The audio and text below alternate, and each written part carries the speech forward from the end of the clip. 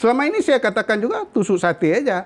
Karena kalau kosong dimanfaatkan oleh penyelenggara. Karena harus didukung oleh partai politik. Beli berapa permintaan partai politik jadi kandidat. Tusuk sate, semua ditusuk tuh. KIP itu berdasarkan UPA 7 orang. Kalau KPU tuh 5 orang. Itu yang capek, no.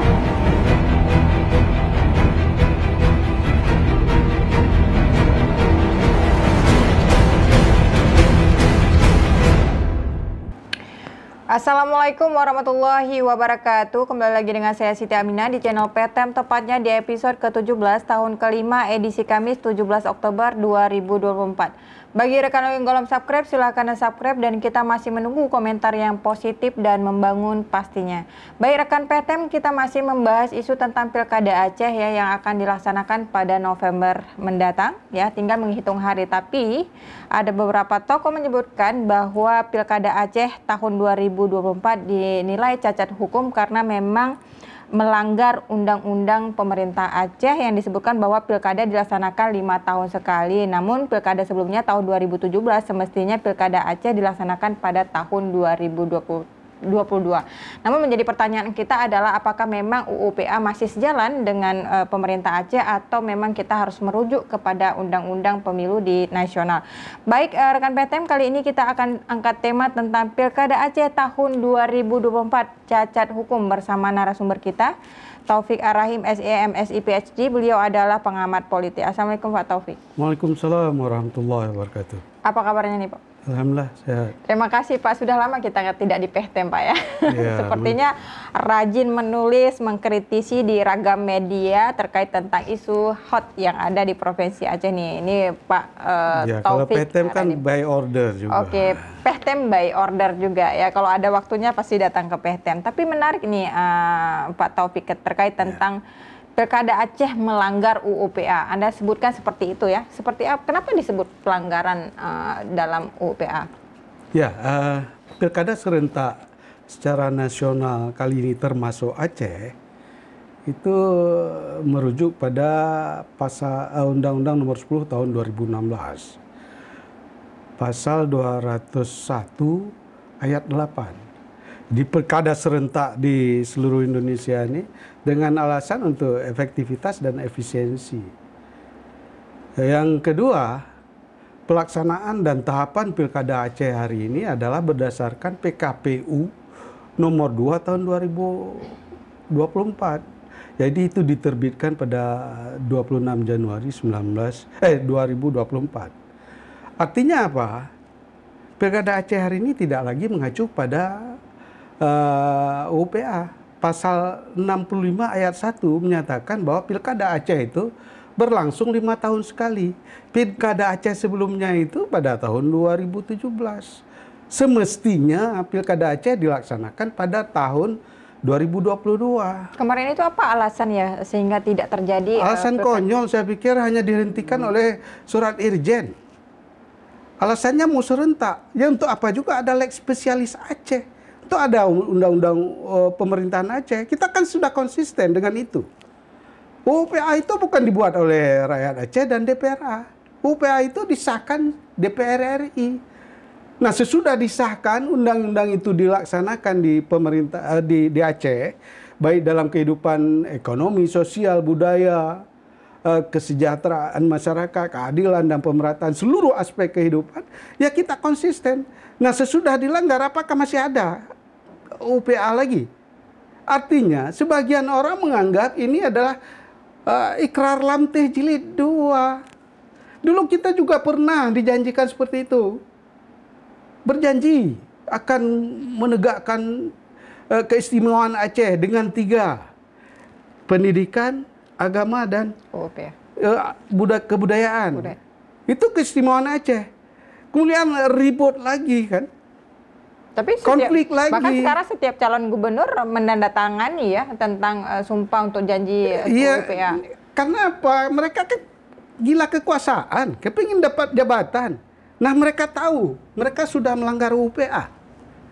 Jadi cacat hukum juga kan. Gubernur cacat hukum nanti kita bilang. Apa marah dia? Sementara dia kemana-mana bawa UPA. Tidak memperjuangkan UPA sesuai dengan konsisten secara politik. Kita bicara politik ya. Kalau hanya sekedar politik itu untuk mendapatkan jabatan, makanya rakyat Aceh tidak pernah sejahtera. Tidak pernah merasakan fair and fairness. Tidak merasakan keadilan. Tidak ada pemerataan. Kemiskinan Aceh masih tertinggi di Sumatera. Tingkat pendapatan per kapita Aceh per tahun 2023 itu 2.174 US dollar per kapita per tahun. Terendah di Sumatera. Yang paling tinggi adalah Riau. 10.178 US dollar per kapita per tahun. Kalau kita kurs dengan rupiah, karena kita masih pakai rupiah ya. Jadi berapa? Pendapatan per kapita rakyat Aceh cuma sekitar 25 juta per kapita per tahun. Pendapatan rata-rata. Artinya kalau dibilang selama ini ada uang di Aceh, siapa yang menguasai uang itu? Oke, tapi menarik nih Pak Taufik, Anda sebutkan tadi pelanggaran pilkada ya, karena memang itu bentrok dengan undang-undang UPA ya, terkait atau aturan UPA. Tapi bukankah soal pilkada ini memang aturan hak prerogatifnya pusat penuh di KPU? Ya, Aceh kan punya leg spesialis. Untuk apa? Untuk apa leg spesialis itu mereka berikan? Dianggap itu Undang-undang nomor 1 UPA itu Undang-Undang nomor 1 tahun 2006. Itu Undang-Undang Pemerintahan Aceh. Termasuk urusan politik, ekonomi, sosial, budaya, dan seluruh kekuasaan Aceh. Kan tuntutan di MOU Helsinki itu self-government. Sudah itu tidak terlaksana, UPA yang diberikan juga dihancur leburkan. Ada 45 poin ya di apa nggak kebentrok dengan pandemi kemarin itu sehingga terjadi? Nggak ada urusan pandemi. Kenapa bisa di Solo? Kenapa bisa di Medan? 2022 mereka pilkada. Oh, ada berarti daerah-daerah yang memang tidak mengikuti aturan nah, pusat. Ini apa?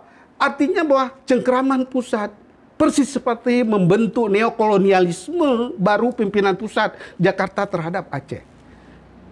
Bangga? Tidak bangga saya pikir. Nggak ada kebanggaannya. Berarti ternyata elit Aceh diam semua pada saat pelanggaran itu ya? Pelanggaran itu. Nah, kalaupun nanti ada gubernur Aceh, siapa terserah, saya nggak tahu siapa gubernur Aceh. Nah, cacat hukum kan? Gubernur cacat hukum membanggakan? Tidak. Untuk apa juga ada UPA? UPA itu mengatur seluruh aspek kehidupan yang ada di Aceh. Tapi ini terkesan ya Pak Taufik, maksudnya ketika memang ada calon gubernur, siapapun itu ya di provinsi Aceh seolah-olah ingin berjanji setia untuk melaksanakan atau mengimplementasikan UPA. Tapi pada dasarnya sebelumnya sebelumnya dia laksanakan yang dia dasar dia terpilih saja tidak menggunakan UPA. Tapi kan sah secara hukum. Secara hukum apa? Secara KPU kan sah, itu memang pesta demokrasi. KPU berarti bukan KIP lagi kan, bubarkan saja KIP. Kan PKPU yang dipakai. Iya. Kalau PKPU bukan nggak ada KIP. KIP itu berdasarkan UPA 7 orang. Kalau KPU itu 5 orang. Itu yang tapeng, Banyak pelanggaran yang sudah dilakukan dan ini memang sengaja dihancur leburkan oleh pemerintah pusat. Bangga kita sebagai orang Aceh. Udah juara miskin, tingkat pendapatan per kapita rendah, pertumbuhan ekonomi rendah, 4,3. Nasional itu 5,6. Walaupun tidak sampai 6. Apa kekurangan kita nih Pak Taufik? Tidak ada integritas. Pemimpin Aceh tidak ada integritas. Kompetensinya rendah, integritas akan mempengaruhi itu. Memang konsekuensinya kalau tidak mematuhi mereka ditangkap kan? Apakah calon gubernur sekarang ini tidak ada irisan dengan korupsi? Dua-dua calon. Oh, itu saya pikir produser PTM juga tahu. Dia kan tiap hari diskusi. Kalau enggak mempercepat mereka masuk kan? Ini sekarang mungkin dia berkantor juga bukan di kantor Ini jadi masalah. Nah, bangga kita dengan nanti ada pemimpin eksekutifnya. Kalau cerita legislatif sudah banyak sekali cerita. Kalau eksekutif ini nanti yang cacat hukum, kita bangga. Tapi kan memang tidak ada calon lain ini Pak Taufik. Karena memang direkayasa tidak ada calon lain. Untuk proses Rekayasanya selama seperti ini. apa? Ini pemirsa PT pengen tahu. Memang Iya. kita sempat bertanya-tanya nih apakah ada Iya, kandidat yang sekarang- memang berkualitas? Sekarang yang disajikan itu memang keinginan dari pemerintah pusat. Yang memimpin Aceh itu jangan pandai-pandai sekali ya, atau jangan punya integritas yang tinggi, nanti tidak mematuhi pusat. Direkayasa. Oh, di UPA ada calon independen itu dipotong. Kenapa yang lain bisa dirubah, ini nggak bisa dirubah umpamanya? Berarti semua tersetting dengan bagus ya Pak Taufik ya. Inilah Termasuk yang namanya kalau di luar, teman-teman di luar kelompok diskusi neokolonialisme ini. Penjajahan Dan baru tujuannya terhadap apa nih Pak Taufik? menguasai segala sumber alam yang ada di Aceh, mudah mengatur orang Aceh, secara politik tidak berperan sama sekali, secara sosial budaya itu akan terpengaruh dengan berbagai aspek kehidupan yang hari ini coba diobrak-abrik. Aturan kita ada di UPA. UPA itu mengatur seluruh aspek kehidupan rakyat Aceh. Termasuk masalah nanti keagamaan, sosial budaya, sosial kemasyarakatan. Nah, kalau sudah cacat seperti ini, apa yang perlu kita banggakan pada pemimpin Aceh? Karena apa? Terlalu, kalau bahasa teori politiknya ada ikatan patron and clean, tuan dan cuan, patuh sana. Belum lagi nanti dia atur bagaimana mengatur APBA-nya, anggaran pendapatan dan belanja Aceh. Kalau tidak sesuai dengan kepentingan mereka dicoret.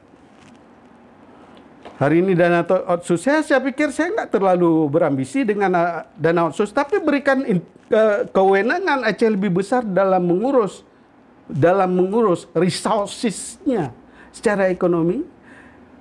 Ini sekarang apa? 70-30 terbalik sudah 30-70. Artinya pendapatan pusat lebih tinggi daripada daerah Ya, ya. pembagiannya bukan Pembagiannya. pendapatan. Pembagian hasilnya. Ya, bukan di Aceh itu bukan hanya minyak dan Ya. gas bumi. Minyak dan gas bumi Aceh ditipu lagi orang Aceh, ditarik melalui Sumatera Utara. Iya. Dan itu dialirkan lagi pipanya ke Jawa katanya, ya. Migas itu ya. Dan ada pemimpin Aceh yang Bersuara ataupun ya. Nggak ada. Jadi kekuasaan dengan pilkada ini juga kepentingannya bukan kepentingan rakyat. Nonsen itu semua. Bullshit.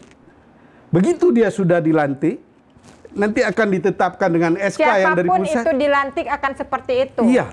Siapapun antara kedua calon ini akan berpotensi untuk menghancurkan Aceh juga. Iya. Paling untuk dia, kelompoknya, partainya kan. Masyarakat dapat apa nih Pak Taufik? Ya, dapat yang 300-200 dia kasih menjelang pemilu itu, pilkada itu. Tapi kan kalau misalnya Pak Taufik bilang ketika dua-duanya berpotensi itu mau 100-500 juga nggak ada pilihan lain. Iya, karena memang sudah itu disetting. Disetting seperti itu. Jadi masyarakat harus bagaimana Pak Taufik? Nanti dibilang saya memprovokasian ya, selama ini saya katakan juga tusuk sate aja. Karena kalau kosong dimanfaatkan oleh penyelenggara. Benar, itu masalahnya. Pengawas dan penyelenggara itu berkonspirasi untuk menangkan siapa yang ingin dimenangkan. Ya. Istilahnya ini terlanjur sudah jadi bubur nih Pak Taufik ya? Bukan lagi bubur. Udah hancur, lebur. Udah hancur, lebur. Tapi ini bisa mungkin dikasih pencerdasan untuk calon gubernur Aceh. Kenapa sebenarnya Aceh itu kan dengan kekayaan alam yang melimpah, kemudian kenapa harus berpedoman berbondong-bondong untuk ke pusat? Tapi logikanya, rasionalnya juga nih Pak Taufik, kalau misalnya kita nggak merujuk ke pusat, otomatis kita nggak ada dana juga yang bisa diplomasi, dana otsus dan sebagainya. Iya, kompetensinya rendah. Berani lawan Toke. Belum lagi sekitarnya ada oligarki kan. Berani lawan Toke. Tokenya di Jakarta. Tapi kalau nggak ada Toke gimana mau misalnya Aceh bisa juga dapat anggaran? Makanya sekarang ini untuk menjadi calon pun bayar. Ada istilahnya itu kandidasi buying. Karena harus didukung oleh partai politik. Beli berapa permintaan partai politik jadi kandidat. Ya. Udah itu belum lagi vote buying. Menjelang pilkada, beli lagi suara rakyat. Itu ada yang main, agen-agennya itu brokernya main, katanya tim pemenangan, tim ses, pokoknya pakai apa saja. Belum lagi pork barrel itu dimainkan kalau yang punya modal banyak, uang banyak. Praktek pork barrel. Inilah yang menyebabkan kondisi Aceh tidak akan pernah bagus kalau kompetensi, integritas pemimpinnya tidak ada. Berarti persoalannya ini integritas ya Pak Taufik ya?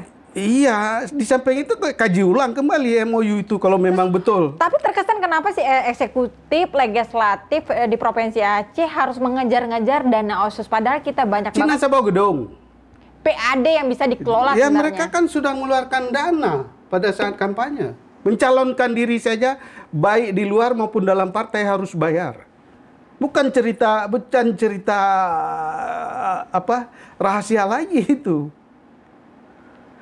Menjadi calon juga bayar. Seberapa hancur udah nih calon Memang elit sudah politik? hancur. Mungkin negara-negara juga sudah hancur. Nggak tahu saya berapa lama lagi negara ini ada. Aceh sudah pernah hancur. Peradaban Aceh itu dihancurkan dengan sehancur-hancurnya gara-gara ingin terlibat sejak konferensi meja bundar. Cuma Aceh yang akan mengakui bahwa ada sebagian daerah yang belum dikuasai, dijajah oleh Belanda sepenuhnya. Konferensi meja bundar itu, tokohnya kita juga tahu siapa. Yang dari Aceh juga orang Aceh. Nyayak Tungete pertama, menjilat. Hari ini juga pemimpinnya menjilat ke atas. Mohon maaf. Ya memang begini. Capek saya ajarkan di kelas nanti. Mohon maafnya ke calon ini. Enggak, persoalannya juga kita mau cerita yang sebenarnya kepada mahasiswa, masyarakat. Tapi dilihat kondisinya seperti ini, apakah bingung kita mau ajar apa, Pak? Sistem hukum dirusak, diobrak-abrik Sena. Kan sistem hukum yang dirusak, diobrak-abrik. Iya, benar. Belum lagi pencalonan. Oh, supaya nampak syariat Islamnya agak sedikit UUPA, dites mengaji. Saya pikir semua orang dengar ngajinya kan. Menyedihkan sekali kalau pemimpin mengajinya seperti itu. Dipaksakan untuk jadi pemimpin. Kerja siapa ini? Kerja broker. Kerja oligarki. Supaya dia nanti bisa memanfaatkan semua resources dan pembagian resources yang ada di Aceh yang demikian banyak itu akan dikuasai. Itu kekayaan besar sekali. Kalau dari segi Pak Taufik bilang tadi sepertinya masa depan Aceh di tangan dua kandidat pemimpin kita nggak sedang baik-baik aja ya pemirsa PTM. Tapi apa indikasi nanti ketika memang kita dihadapkan lagi, apalagi Anda nih sebagai pengamat ekonomi, kita akan mengalami resesi, inflasi dan sebagainya. Apakah Aceh makin terpuruk nih di tangan dua calon gubernur kita nanti akan terpilih nih Pak Taufik? Saya bukan paranormal. Saya bicara ya, tapi kan bisa data. Berdasarkan based on analysis. Bukan hanya based on analysis, evidence based analysis. Data ada. Ya. Lah kalau kita proyeksikan, kemampuan kita memproyeksikan error term-nya juga ada kan, harus kita pakai. Error term yang utama itu pemimpinnya sudah rusak. Berani jamin meningkat. Kedua, mereka menjilat-jilat memelas ke Jakarta untuk mendapatkan anggaran yang besar. Ada untuk rakyat Aceh? Tidak. Kalau tahu seandainya benar sejak OSUS itu, uang yang beredar di Aceh itu sekitar 65 sampai 75 triliun. Hampir 100 triliun Pak Taufik sampai hari ini. Iya, siapa yang menikmati? Buktinya rakyat miskin. Cobalah, jangan di belakang meja saja, turun ke daerah itu, lihat bagaimana. Udah itu di pasar itu. Masyarakat nggak laku, berarti janji-janji juga, kampanye menjelang pilkada itu sama sekali nonsens. Itu hak mereka. Mereka kan sedang membangun pencitraan. Itu hak mereka kan. Janji itu hak mereka. Orang yang berjanji tidak menepati apa namanya? Munafik kan? Manusia munafik. Memimpin Aceh yang resource-nya begitu banyak, masyarakatnya sekitar 5.800.000 ini. Berapa orang yang sejahtera? Kalau dalam teori politik umpamanya itu kita lihat seperti piramida, elit itu kan sedikit di atas.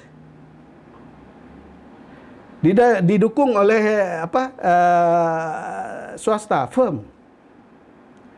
Di tengahnya ada masyarakat sipil. Masyarakat sipil hari ini juga tidak maksimal berfungsi untuk menjadi jembatan bagi people di bawah itu. Atau civil society dengan people, walaupun hanya jembatan, kecil sekali perannya. Rakyat menjerit-jerit hari ini. Tingkat pendapatan per kapita yang saya gambarkan tadi 2.178 US dollar per kapita per tahun 2023. Atau ke depan jangan-jangan JKA kita juga bakalan hilang nih Pak Taufik. Jika keadaan kondisi memang dana OSUS juga 1%. Itu kan kemudian JKA program politis gubernur sebelumnya. Iya. Ya. Tapi kan kalau nggak dilanjutkan bisa sekarang bahaya kan juga. Ke BPJS larinya. Ada kebijakan pusat yang merangkul JKA itu, uangnya lari kemana? Bukan ke pemerintah aja, ke pemerintah pusat lagi. BPJS itu siapa yang kelola? Pusat. Jaringan juga dari pusat kan. Anda bayangkan BPJS itu hutang kepada berbagai rumah sakit swasta di Jawa itu belum dibayar. Gaji mereka tinggi. Organisasi yang minta dibubarkan BPJS itu. Korupsinya juga besar. Setorannya juga sampai ke puncak nanti. Ke menteri dan ke yang sekarang rame-rame yang bagi-bagi jatah menteri ini. Terus siapa yang kita percayai kalau seandainya elit politiknya sudah tidak? Persoalannya secara empirik, rakyat itu susah, miskin. Keadilan itu. Jadi the well of nation yang dikatakan oleh Adam Smith itu bahwa mampu menciptakan keadilan dan kesejahteraan. Itu nggak ada masalahnya Pak Taufik. Iya, berarti utopis. Ini negara utopis. Negara utopis tak lama-lama kali bertahan. Nah, ini analisis sepertinya ya. Sepertinya kalau dilihat tadi mengerikan ya kalau misalnya Pak Taufik menggambarkan misalnya masa depan Aceh seperti apa, bukan pernah tapi based on analisis tadi. Tapi kan kita bisa melihat bagaimana nanti perkembangan ekonomi ke depan dengan dana OSUS kita yang sangat minim, kemudian calon-calon leader kita tidak ada berjiwa entrepreneur sama sekali untuk melihat menciptakan lapangan pekerjaan. Ya, menciptakan keadilan itu kan artinya kalau evidence based analysis yang menjadi indikator kesejahteraan itu kan paling sederhana pendapatan. Ya, pendapatan. Ya. Nah, sekarang yang hidup di Aceh ini kan bukan hanya pegawai negeri dan pejabat saja. Kaki lima, UMKM, sektor pertanian, peternakan, perkebunan, perikanan. Mereka kalau tidak istilahnya aktivitas ekonominya bersifat subsisten. Nah, hari ini kalau kaki lima buka jam 5 itu, dia sudah kadang-kadang di situ dia beli minyak, di situ dia beli tepung, di situ itu kan sudah mulai kalau laku nanti. Kalau tidak laku, peredaran uang di Aceh itu sangat rendah. Inflasi Aceh tinggi, apalagi sekarang sudah ada isu deflasi. Yeah. Bukan bagus deflasi itu, penyakit ekonomi juga. Inflasi itu juga penyakit, deflasi terlalu tinggi ya, inflasi. Kalau inflasi karena harga barang naik secara terus-menerus, sementara nilai uang itu rendah. Yeah. Hari ini bukan hanya uang rendah, pendapatan di Aceh juga rendah. Secara nasional itu income per kapita masyarakat 5,147. Iya, karena kan e-commerce-nya rata-rata punya luar negeri nih Pak Taufik ya. Jadi uangnya masuk ke luar negeri. Ya, kebijakan pusat yang punya ketergantungan kepada luar negeri juga mempengaruhi daerah Aceh. Karena Aceh masih bagian dari Indonesia. KRI harga mati gitu ya. Kalau nggak patuh KRI mungkin mati kan. Iya. Aceh yang punya peradaban lama, yang punya yang jadi perhitungan 5 besar negara di dunia. Bukan mati uang orangnya, mati uangnya nggak masuk lagi ke Aceh kali ya Pak Taufik ya. Enggak, uang itu berputar ditarik ke pusat kan. Memangnya kalau kita nggak punya OUPA lagi, misalnya nih habis kontrak nih OSUS, kita harus seperti apa untuk mengelola? Nah, sekarang ada pun apa mau dibuat jadi apa OUPA itu? Ya, buat undang-undang yang sesuai dengan perdamaian Aceh itu konsekuensinya darah, nyawa, syuhada, anak yatim ada dipertimbangkan. Mereka nggak pikir itu lagi. Sekarang yang direbut adalah jabatan. Dengan pilkada ini mengejar jabatan politik kan, mengejar jabatan politik eksekutif, legislatif sudah. Wallahu alam, saya nggak tahu juga nanti bisa memberikan kesejahteraan bagi rakyat Aceh. Apalagi eksekutif yang saya pikir produser PTM juga kenal. Tapi mungkin ya kerap kita mendengar di warkop atau isu-isu ini kalau seandainya pejabat atau calon gubernur kita tidak bisa diplomasi ke pusat, otomatis kita nggak bisa dapat anggaran apapun. Aceh akan miskin kembali. Nah, kalau dia kan sebagai cuan, ngapain untuk apa diplomasi ke pusat? Tidak didengar oleh mereka. Mereka yang putuskan. Jadi diplomasinya kemana kita anggarannya? Iya, sekarang kan begitu dia terpilih, urusannya kan ke pusat, bukan ke rakyat. Ada dia pikirkan rakyat. Cara itu kalau ada pengakuan rakyat, ada wilayah, ada daerah. Oh, berarti maksudnya siapapun jadi pemimpin keharusan akan mendiplomasi ke pusat seperti itu. Tapi ya karena kita masih ada pusat. Kan kayak nggak pernah jadi pusat lagi sekarang kan. Apalagi berhubungan ke luar umpamanya. Kan ada diatur juga di UPA itu. Solusinya kayak gini nih Pak Taufik, kan masing-masing provinsi itu dapat jatah nih. Jatahnya dari pusat gitu. Ada jatah yang banyak tergantung kedekatan emosional. Itu dalam makanya di Warkop itu terkesan yang paling dengan pusat. Iya, sekarang ini pada saat dia jadi pemimpin, mampu dia nggak menggerakkan atau melakukan stimulus ekonomi dari rakyat bawah. Itu yang sektor-sektor penting, walaupun tidak terhitung ya. Makanya saya katakan tadi, rakyat Eco itu bukan pegawai negeri dan pejabat saja. Berbagai sektor itu hari ini menjerit. Tidak bisa beraktivitas secara baik.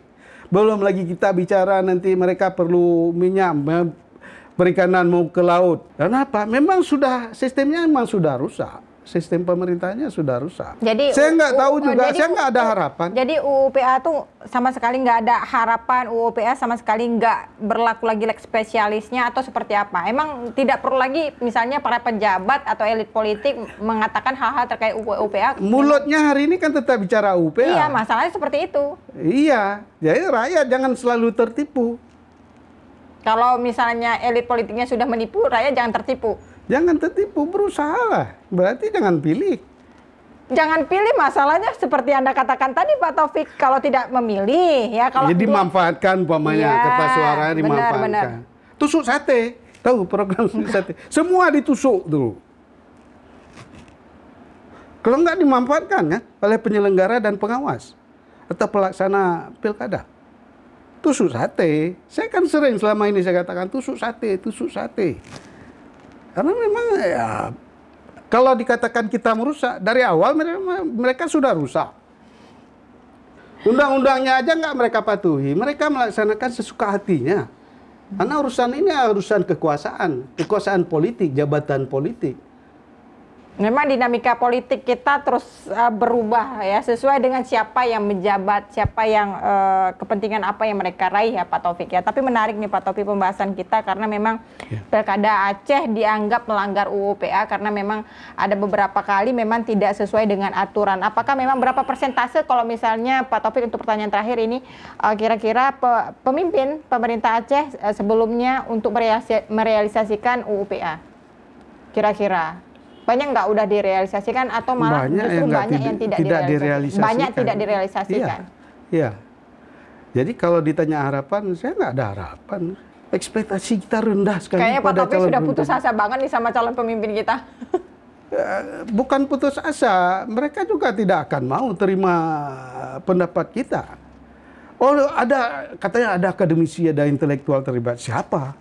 Berapa orang? Siapa saja? Tapi kan ada beberapa tim akademisi jadi tim ahli, tapi juga tidak. Iya, akademisi, mohon maaf, yang itulah.